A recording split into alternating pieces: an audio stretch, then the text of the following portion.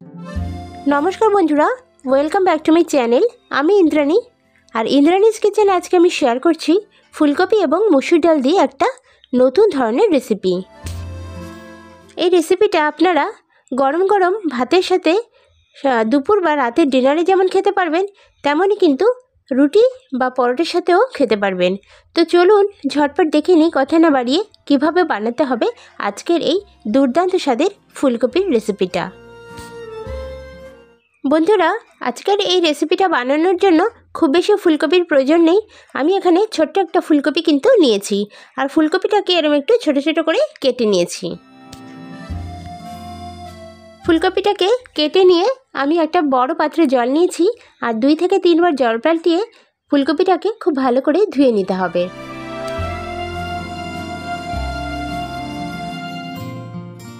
বন্ধুরা, এখানে একটা বাটিতে আমি প্রায় 2 ঘন্টা আগে কিছুটা মুসুরের ডাল ভিজিয়ে রেখেছিলাম।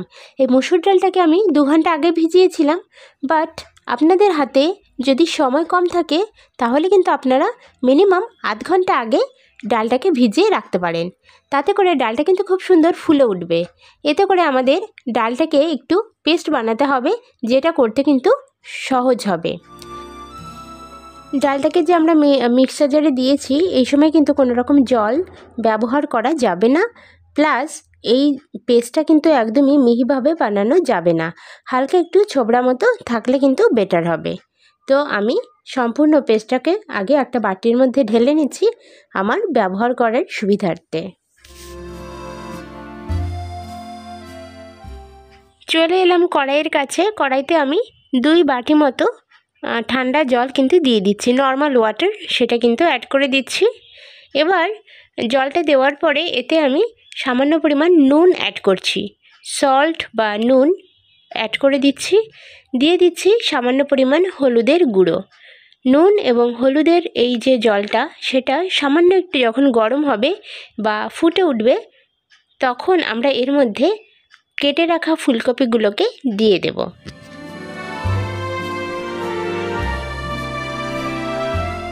এবার ফুলকপিটাকে সেদ্ধ করতে হবে। সেদ্ধ করার জন্য ফুলকপিটাকে অবশ্যই ঢাকনা চাপা দিয়ে দিতে হবে, আর পুরোপুরি সেদ্ধ হওয়া পর্যন্ত অপেক্ষা করতে হবে। এইভাবে ফুলকপি নুন এবং হলুদ দিয়ে সেদ্ধ করার একটা সুবিধাও রয়েছে, সেটা হলো ফুলকপির মধ্যে অনেক সময় পোকামাকড় থাকে, যেগুলো কিন্তু এই সেদ্ধ করার ফলে বেরিয়ে যাবে। সাথে সাথে ফুলকপি খাওয়ার সাথে সাথে অনেকের গ্যাস্ট্রিকের প্রবলেম হয়, গ্যাস অম্বলের সমস্যা হয়, যেগুলো কিন্তু হবে না। তো এইভাবে ফুলকপি অবশ্যই ভাপিয়ে রান্না করলে এই উপকারগুলো পাওয়া যায়। ফুলকপিগুলোকে একটা পাত্রে নামিয়ে একটা আমি ম্যাশার নিয়েছি, আলু ম্যাশার, যেটা দিয়ে কিন্তু ফুলকপিটাকে খুব সুন্দর করে আমি ম্যাশ করে নেব। আপনারা হাত দিয়েও করে নিতে পারেন কাজটা, তাতেও কিন্তু কোনো অসুবিধা নেই। তো ভালো করে আমি ম্যাশ করে নিচ্ছি।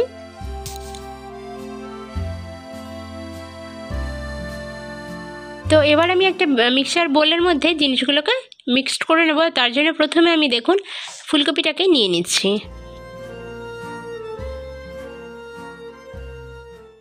এবার আমি অ্যাড করে দিচ্ছি পেস্ট করা ডালটাকে। এই ডালটা কিন্তু যদি মিক্সচার বোল না থাকে তাহলে আপনারা বেটেও দিতে পারেন, কারণ খুব মিহি করে যেহেতু বাটতে হবে না।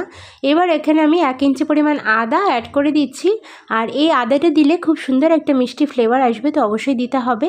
দিয়ে দিচ্ছি 2টো গ্রিন চিলি বা কাঁচা লঙ্কা কুচানো।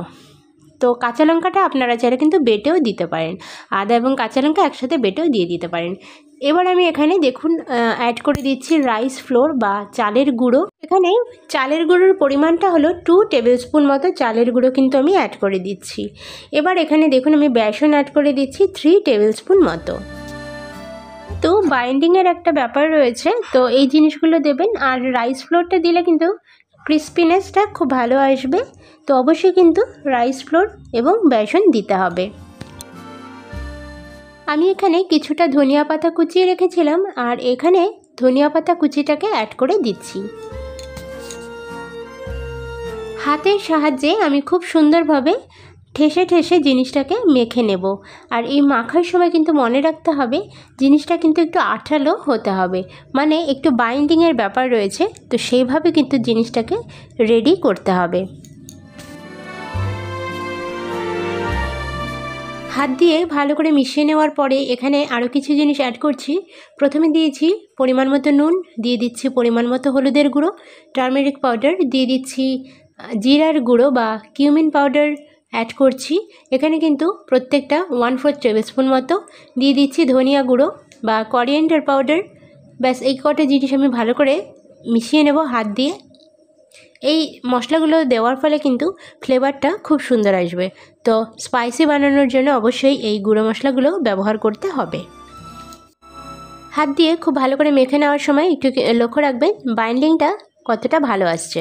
যখন দেখবেন খুব সুন্দর বাইন্ডিং চলে আসছে, এবার আমরা চলে আসবো কড়াইয়ের কাছে। কড়াইতে আমি এখানে পরিমাণ মতো সাদা তেল অ্যাড করে দিচ্ছি। তেলটা আপনারা আপনাদের পছন্দ অনুযায়ী দিতে পারেন, মানে কতটা পরিমাণ তেল আপনারা দেবেন সেটা কিন্তু একদমই আপনাদের উপর। তো আমি এখানে প্রায় বেশ কিছুটা তেল দিয়ে দিচ্ছি। দেওয়ার পরে আমি ভালো করে তেলটাকে গরম করে নেব। তেলটা কিন্তু অবশ্যই গরম হয়ে যাওয়ার পরেই আমরা জিনিসটাকে তেলের ওপরে দেব, না হলে কিন্তু জিনিসটা ভালো করে ফ্রাই হবে না। এবার আমি হাত দিয়ে চেপে চেপে ছোট ছোট করে এরম বলের আকার দেব গোল গোল। আর দেওয়ার পরে ঠিক এরম একটা আকার যখন আসবে আমি হালকা করে তেলের ওপরে ছেড়ে দেব। সবকটা বড়া এভাবে আমরা দিয়ে দেওয়ার পরে একটা পিঠ যখন ভাজা হয়ে যাবে তখন আমরা অন্য পিঠটাও ভেজে নেব। আর দুটো পিঠকেই কিন্তু এপিঠ এপিঠ করে ভেজে নিতে হবে। আর একদম পুরো লাল লাল কালার চলে আসলে তবেই কিন্তু আমরা এই জিনিসটাকে নামিয়ে নেব। ঠিক এভাবেই একদম লাল লাল কালার চলে আসবে ততক্ষণ কিন্তু বড়াটাকে ভাজতে হবে। আর বড়াটা ভাজার সময় কিন্তু মিডিয়াম টু লো ফ্লেমে গ্যাসের ফ্লেমটাকে রাখতে হবে। তো আমি লাল লাল করে ভেজে নিয়েছি, এবার একটা পাত্রে নামিয়ে নিচ্ছি। এবার দেখুন কড়াইয়ের মধ্যে যে তেলটা রয়েছে তাতে আমি সাদা গোটা জিরে ফোড়ন দিয়ে দিচ্ছি। জিরাটা যখন হালকা একটু ফ্রাই হয়ে যাবে তখন এর মধ্যে আমরা পেঁয়াজ বাটা দিয়ে দেব। পেঁয়াজটা একটা বড় সাইজের পেঁয়াজ আমি মিক্সার জারে বেটে নিয়েছিলাম, সেটাকে কিন্তু অ্যাড করে দিচ্ছি। পেঁয়াজটা একটু ভেজে নেব তেলের উপরে জাস্ট 1 মিনিটের মতো ভেজে নেওয়ার পরে আমরা এতে পরিমাণ মতো হলুদের গুঁড়ো দিয়ে দিচ্ছি জিরের গুঁড়ো 1/2 টেবিল স্পুন মতো, দিয়ে দিচ্ছি পরিমাণ মতো ধনিয়া গুঁড়ো, সামান্য পরিমাণ কাশ্মীরি লাল লঙ্কার গুঁড়ো দিয়ে দিচ্ছি। এটা কিন্তু একদমই কালারের জন্য ব্যবহার করছি। আপনারা চাইলে এখানে লঙ্কার গুঁড়ো ব্যবহার করতে পারেন, চিলি পাউডার যেটা হয়। তো ঝালের জন্য কিন্তু ওটা দিতে পারেন, অথবা কাশ্মীরি লাল চিলি পাউডারটাও দিয়ে কালারটা খুব সুন্দরের জন্য দিতে পারেন। তো এবার ভালো করে এই মশলাগুলোর সাথে একটু কষিয়ে নেব, তেল ছাড়া পর্যন্ত একটু অপেক্ষা করব। আর তার আগে আমরা এখানে একটুখানি যে কুচানো টমেটো সেটা অ্যাড করে দিচ্ছি। কুচানো টমেটোটা আপনারা প্রথম দিকেও দিতে পারেন, মানে পেঁয়াজটা যখন দিয়েছিলেন সেই সময়ও দিতে পারেন। দিয়ে দিচ্ছি একটা মানে কাঁচা লঙ্কা কুচিয়ে দিয়েছি ঝালের জন্য। আমি যেহেতু চিলি পাউডার ব্যবহার করিনি সে কারণে কিন্তু কাঁচা লঙ্কাটা ব্যবহার করছি। আপনারা যদি চিলি পাউডার দেন তাহলে কিন্তু এই কাঁচা লঙ্কাটা দেওয়ার প্রয়োজন নেই, মানে ঝালটা আসবে কিন্তু আমার এই কাঁচা লঙ্কা থেকে। তো এবার মশলাটাকে খুব ভালো করে কষিয়ে নেব, একদম পুরো তেল ছাড়া পর্যন্ত কিন্তু মশলাটাকে কষাতে হবে। মশলাটা যত সুন্দর কষানো হবে আপনার রান্নার টেস্টটা কিন্তু তত সুন্দর হবে। তো এবার আমরা মশলা থেকে তেল আলাদা হয়ে গেছে, তো এবার আমি 1 বাটি মতো জল এখানে দিয়ে দিচ্ছি। আর বলে রাখি আজকের এই রেসিপিটা কিন্তু একদমই গা মাখা বানালে বেশি ভালো লাগবে খেতে। তো জলটা কিন্তু এরম ফুটে ওঠা পর্যন্ত অপেক্ষা করব। জলটা দেখুন খুব সুন্দর করে ফুটে উঠেছে। এরপরে আমরা যে জিনিসটা বানিয়ে রেখেছি কোপ্তাগুলো বা ফুলকপির পকোড়াগুলো সেগুলো কিন্তু দিয়ে দিচ্ছি। তো বন্ধুরা আজকের ভিডিওটা আপনাদের কেমন লাগছে? যদি ভালো লাগে তবে একটা লাইক করার অনুরোধ রইল, সাথে চ্যানেলটাকে সাবস্ক্রাইব করে বেল আইকনটা প্রেস করে রাখার অনুরোধ রইল। তো ফিরে আসছি রান্নায়। আমার এখানে ঝোলটা একটু ফুটে ওঠার পরে আমরা এখানে সামান্য পরিমাণ নুন অ্যাড করে দেব। নুনটাকে কিন্তু পরিমাণ মতো দিতে হবে, বুঝে কার কতটা দেওয়া দরকার। আর বিশেষ কিছু আমরা এখানে ব্যবহার করব না। তো ঝোলটা খুব সুন্দরভাবে ফুটে উঠেছে, প্রায় 3 থেকে 4 মিনিট কুক করে নিয়েছি। আর ঢেকে দেওয়ার কিন্তু প্রয়োজন নেই। তো দেখুন কত সুন্দর কালার এসছে, অসাধারণ খেতে হয়। অবশ্যই বাড়িতে একবার বানানোর অনুরোধ রইল। আর আজকের ভিডিওটা ভালো লাগলে প্লিজ একটা লাইক করবেন, আপনার পরিচিত বন্ধুবান্ধবদের সাথে শেয়ার করবেন। আর অবশ্যই আমাকে কমেন্ট করে জানাবেন আপনাদের কেমন লাগলো। তো দেখা হচ্ছে নতুন ভিডিওর সাথে, ততক্ষণের জন্য অসংখ্য ধন্যবাদ।